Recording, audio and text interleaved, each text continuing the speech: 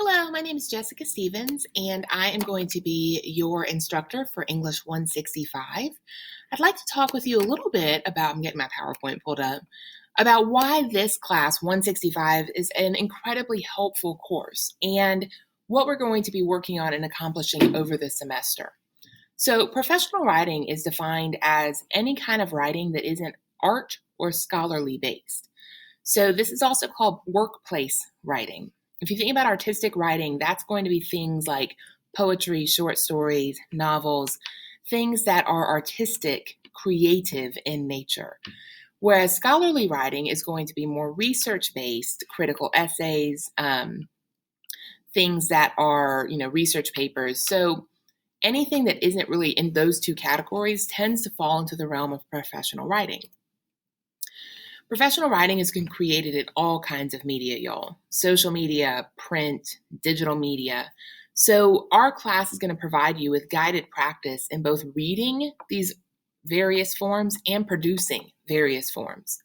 Upon completion of this course, you're going to have a sample portfolio that you can take to any job application or job interview and show your employer not only are you familiar with these forms of communication, but you can read and create them as well. So if you enjoy this course, professional writing offers you several different career options. You could look into the field of copywriting, which is where people develop marketing and advertising content, public relation communicators who manage brand image and business communications, editors who revise and review the work of others and create publication content, technical writers who often collaborate with other writers to create or revise client projects, to translate technical documents, technical information to different audiences. And you can also look into the field of a multimedia specialist. This is somebody who creates web content in a variety of forms, in social media, in digital publication, and generally across a range of platforms. So the multimedia specialist is a really unique position with all kinds of different elements. If you're not interested in professional writing as a potential career, I do want you to know that professional writing plays a role in most career fields.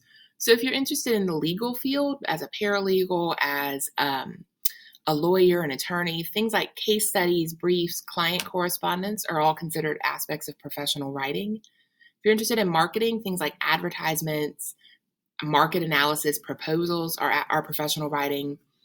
Science and engineering fields depend on journals, both reading and creating journals, technical data, writing and understanding manuals. Retail workers often have to read and create inventory reports, damage reports, data sheets, manuals, create labor spreadsheets. All of that is technical and professional writing. In the entertainment field, if you're interested in going into the entertainment field, you're going to have to read proposals and read contracts and possibly write contracts. And you need to make sure you understand what you're writing and also possibly what you're signing. In the publishing field, there's all kinds of things like web content, digital content, print, paper content. You could look at writing contracts, reading contracts. If you were interested in authorship, if you wanted to become a writer, anytime you go to have a piece published, a poem, a short story, a novel, there's a contract involved in that. If you're interested in the military, things like operational reporting, policy or decision briefs, these are all things you'll have to read as part of your military career. So these are all the different ways professional writing can play into different fields. So 165 is an awesome course, y'all, because even if you don't plan on pursuing professional writing as a career, you will almost certainly find yourself writing and reading technical documents as related to your job. Whether that be in your day-to-day or in training for your job, you're going to have to do some reading and most likely some writing in relation to your profession. So this course is going to help you understand that process and understand the importance of clear communication in a professional setting.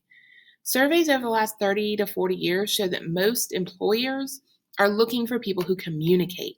That has become the number one most desired skill.